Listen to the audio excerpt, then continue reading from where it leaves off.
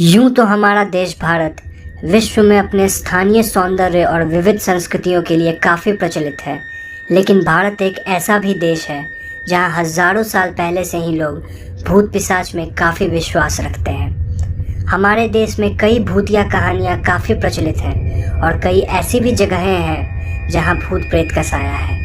तो आज इस वीडियो में हम आपको भारत की दो ऐसी जगहों के बारे में बताएंगे जो बेहद डरावनी है और उन्हें भूत प्रेत का बसेरा भी माना जाता है। भानगढ़ का किला।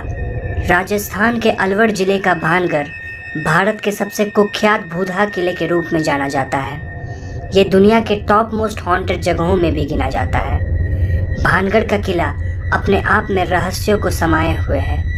इसे 17वीं शताब्दी में राजा माधो सिंह ने बनवाया था। माना जाता है कि इस महल में आत्माओं का वास है। ऐसा कहा जाता है कि 17वीं शताब्दी में एक तांत्रिक वहां की बेहद खूबसूरत राजकुमारी रत्नावती पर मोहित हो गया था और उसने राजकुमारी को पाने के लिए काला जादू चलाया था, लेकिन जादू अपना प्रभाव न कर सका। उल्टे उसी जादू से उस तांत्रिक की मौत हो गई, लेकिन मरते मरते तांत्रिक भानगढ़ के विनाश का शाप दे गया। उसने कहा कि ये इलाका बर्बाद हो जाएगा और यहाँ के लोगों की आत्माओं को कभी मुक्ति नहीं मिलेगी। इस घटना के ठीक 1 महीने बाद भानगढ़ के पड़ोसी राज्य अजबगढ़ ने यहाँ हमला कर दिया।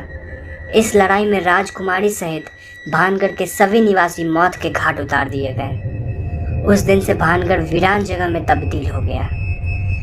आज तक ये जगह वीरान है और ऐसा माना जाता है कि भानगढ़ वासियों के भूत आज तक इस जगह पे रहते हैं। इस किले के आसपास बने घरों की छत नहीं रहती।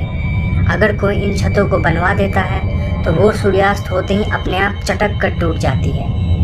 आज भी अगर आप स्थानीय लोगों से भानगढ़ के किले का पता पूछेंगे तो वो आपको कभी नहीं बताएंगे। उनका मानना है कि शाम ढलते ही भानगढ़ वासियों की आत्माएं किले के आसपास भटकती हैं। इस जगह को इतना डरावना इसलिए भी माना जाता है क्योंकि रात को जो कोई भी इस जगह पे जाता है वो कभी लौट के वापस नहीं आता।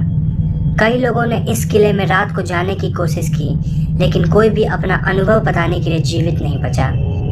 ऐसी कई प्रयासें की गई जिनके परिणाम अनुसार कई मौतें भी हुई और इसीलिए भारत सरकार ने रात के समय भानगढ़ किले के क्षेत्र को प्रतिबंधित घोषित कर दिया। स्थानीय लोगों की माने तो रात के समय यहाँ से तलवारों के टकराने और लोगों के चीखने चिल्लाने की आवाज़ आती है। इसके अलावा किले से औरतों के रोने और उनके चूड़ियों और पायलों के खनकने की भी आवाज़ साफ सुनाई देती है। जो लोग इस जगह पे दिन में गए उनका कहना है कि किले के पीछे एक छोटा सा दरवाज़ा है जहां हमेशा अंधेरा छाया रहता है। अगर कोई उस दरवाजे के पास जाता है तो उसे वहां अनजान लोगों की फुसफुसाने की आवाज़ और अजीब सी दुर्गंध आती है। इस जगह से जुड़ी कई सारी घटनाएं काफ़ी प्रचलित हैं। बहुत सारे लोगों का ये तक कहना है कि दिन के वक्त अगर कोई किला के आसपास जाता है तो वहाँ एक मवेशी मिलता है जो हर जाने वाले को अपनी खोई हुई बकरी के बारे में पूछता है। कई लोगों ने ये तक कहा कि उन्होंने उसी मवेशी को वापस एक बकरी के साथ किले के अंदर घूमते देखा है। दोबारा उससे बात करें तो वो आपको पहचानने से इनकार करता है। स्थानीय लोगों की माने तो रात के वक्त किला के पास किसी औरत को राजकुमारियों के वस्त्र में कई बार घूमते देखा गया है। लोगों का कहना है कि वो राजकुमारी रत्नावती ही है जो रात में किले के आसपास घूमती हैं और उनकी ही चीखने की आवाज़ रात को सुनाई देती है। शनिवारवाड़ा फोर्ट। भारत के पश्चिमी भाग के पुणे में स्थित शनिवारवाड़ा फोर्ट भारत के कुछ सबसे भूतिया जगहों में से एक माना जाता है। यह किला महाराष्ट्र के सबसे बड़े किलों में से एक है और इसकी दीवारें रहस्यमयी गाथाओं से भरी हुई है। यूं तो दिन में ये एक आम किला है जहां आए दिन कुछ पर्यटक दिख जाते हैं, लेकिन रात होते ही यहां अजीबोगरीब घटनाएं होती हैं। खास करके पूर्णिमा की रात को ये किला पूरी तरह से भूतिये किले में तब्दील हो जाता है। ऐसा बताया जाता है कि पूर्णिमा की रात को इस किले से किसी नवयुवक के चीखने और चिल्लाने की आवाज़ आती है।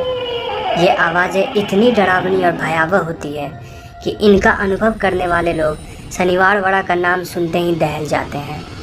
इन चीखों के पीछे एक बहुत बड़ा रहस्य छुपा है। इस किले को भारत के सेना नायक बाजीराव ने सन 1732 में बनवाया था। बाजीराव और उनके बेटे बालाजी राव की मौत के बाद बाजीराव के सबसे छोटे पोते नारायण राव ने महज 16 साल की उम्र में पेशवा की गद्दी संभाल ली, लेकिन राज्य का कार्यभार नारायण राव के चाचा रघुनाथ राव संभाला करते थे। 30 अगस्त 1732 की रात को 16 साल के नारायण राव की हत्या उसी किले के अंदर हुई। कहा जाता है कि युवा राजकुमार को उसके अपने ही रिश्तेदारों द्वारा दीवारों के अंदर पटक कर मारा गया था। नारायण राव के चाचा रघुनाथ राव की बीबी आनंदी बाल हमेशा पेशवा की पत्नी कहलाना चाहती थी, लेकिन नारायण राव के पेशवा बनने से उन्हें यह दर्जा ना मिला, जिससे उन्हें बहुत जलन होने लगी। युवा राजकुमार अपने खिलाफ हो रहे सारे षड्यंत्र को पहले ही भांपकर उसके खिलाफ कार्रवाई किया करते थे। एक ऐसी ही कार्रवाई के दौरान उन्होंने अपने ही चाचा रघुनाथ राव को घर में नज़रबंद किया, जिससे कि उनका प्रभाव राज्य पे कम हो गया था। ठीक इसी घटना के कुछ दिन बाद आनंदीबाल ने गढ़दी जनजाति के लोगों की मदद से नारायण राव पर रात के समय आक्रमण करवाया। इस हमले को भांपकर नारायण राव अपने कमरे से तो भाग निकले, लेकिन ज़्यादा दूर नहीं भाग सके। किले के अंदर भागते वक्त वो काका माला बचावा अर्थात चाचा मुझे बचाओ की गुहार लगा रहे थे, लेकिन उस रात कोई भी उनकी जान बचाने नहीं आया और नारायण राव को मौत के घाट उतार दिया गया। तब से नारायण राव की आत्मा उस किले में भटकती रहती है और अपनी आखिरी शब्दों को दोहराती रहती है। स्थानीय लोगों का कहना है कि पूर्णिमा की रात चाचा मुझे बचाओ की आवाज़ें साफ साफ सुनाई देती हैं। इन भयावह चीखों से इस किले की दीवारें गूंज उठती हैं, जिसके कई प्रत्यक्षदर्शी भी हैं। इस डर से इस किले में कोई भी सूर्यास्त के बाद नहीं जाता है। तो आज हम भूत प्रेत और आत्माओं से जुड़ी रहस्यमयी दुनिया के सफ़र के पहले भाग को यहीं विराम देंगे। क्योंकि ये हमारे चैनल की पहली वीडियो है, हमारे लिए ये जानना अनिवार्य है कि आखिर आप में से कितने लोग भूत प्रेत में भरोसा रखते हैं और इन कहानियों में रुचि रखते हैं। तो अगर इस वीडियो पे ज़्यादा से ज़्यादा लाइक आएंगे तो हम जल्द ही इसी विषय पे वीडियो का दूसरा भाग भी लाएंगे। अगर आपके पास कोई सुझाव हो या कोई अन्य सवाल हो तो नीचे कमेंट कीजिए। साथ ही साथ सब्सक्राइब करना मत भूलिए, क्योंकि आज से हम हर हफ्ते इस चैनल पे हमारी दुनिया के कुछ रहस्यमय और रोमांचक बातें लाते रहेंगे।